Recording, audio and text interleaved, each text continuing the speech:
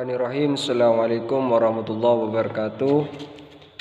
Saya atas nama M. Fikri akan menjelaskan tentang kepemimpinan untuk memenuhi tugas mata kuliah administrasi dan supervisi yang diampu dan dibimbing oleh Bapak Fikri Farihin.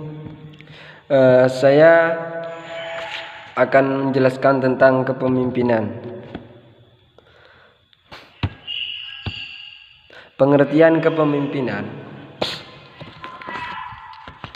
Kepemimpinan ini diterjemahkan dalam bahasa Inggris leadership dalam ensiklopedia, yaitu ensiklopedia umum, artinya adalah hubungan erat antara seorang atau kelompok manusia karena ada kepentingan yang sama. Hubungan tersebut ditandai oleh tingkah laku tertuju dan tertimbang dari pemimpin dan yang dipimpin. Kepemimpinan pendidikan adalah suatu proses mempengaruhi koordinasi dan menggerakkan perilaku orang lain serta melakukan suatu perubahan ke arah yang lebih positif. Yang kedua yaitu keterampilan kepemimpinan.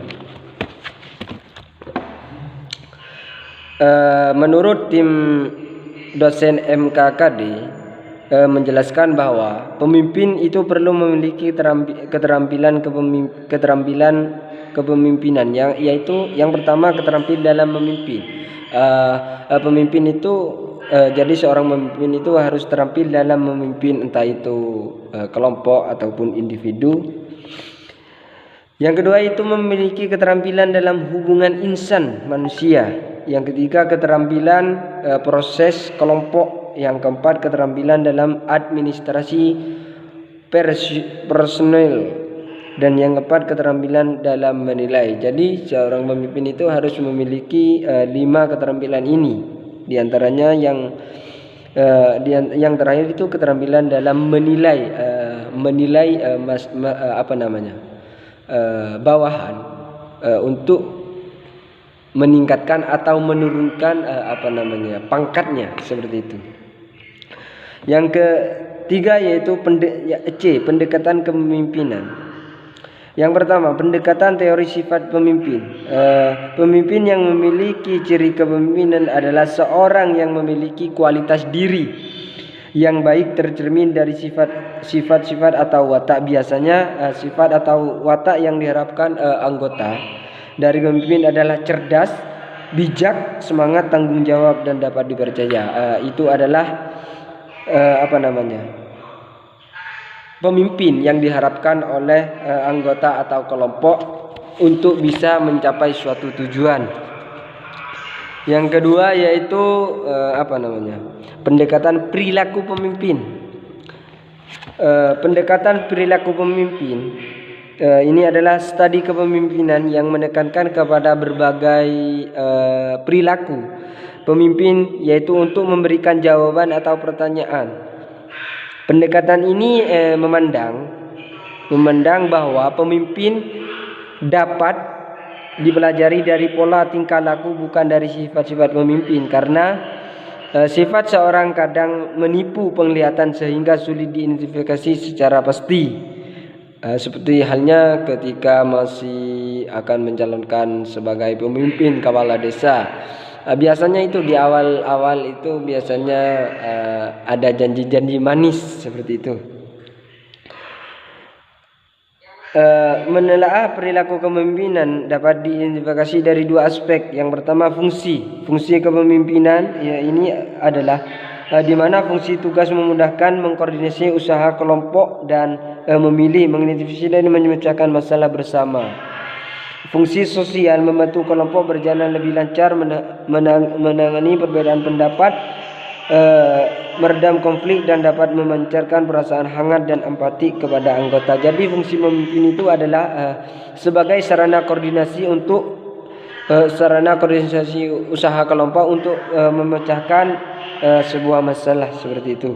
Yang kedua, gaya kepemimpinan. Gaya kepemimpinan ini merupakan suatu norma atau dapat juga diartikan sebagai pola perilaku dalam penggerakan kepemimpinan. Terdapat dua gaya. Yang pertama gaya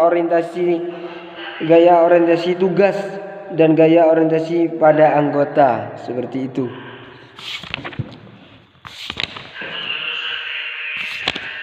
Yang ketiga yaitu pendekatan kontingensi. Pendekatan kontingensi ini adalah suatu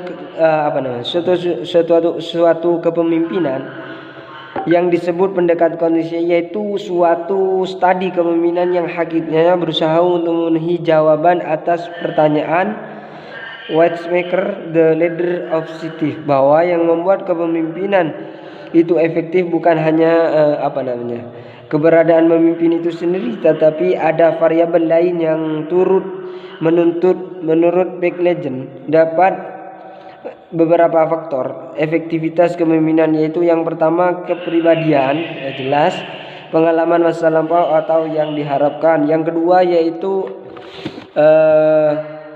harapan dan perilaku atasan, tuntutan tugas yang diberikan, dan yang keempat harapan dan perilaku rekan. Dan yang kelima karakteristik harapan dan perilaku bawahan. Yang terakhir kultur dalam kebijakan organisasi.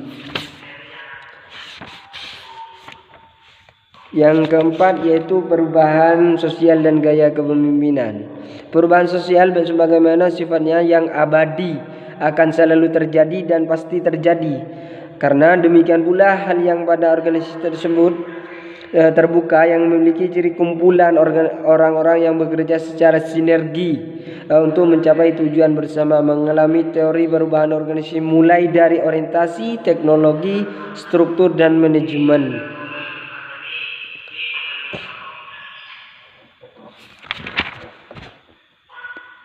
Mungkin hanya itu yang dapat saya sampaikan, kurang lebihnya mohon maaf. Akhiran, assalamualaikum warahmatullahi wabarakatuh.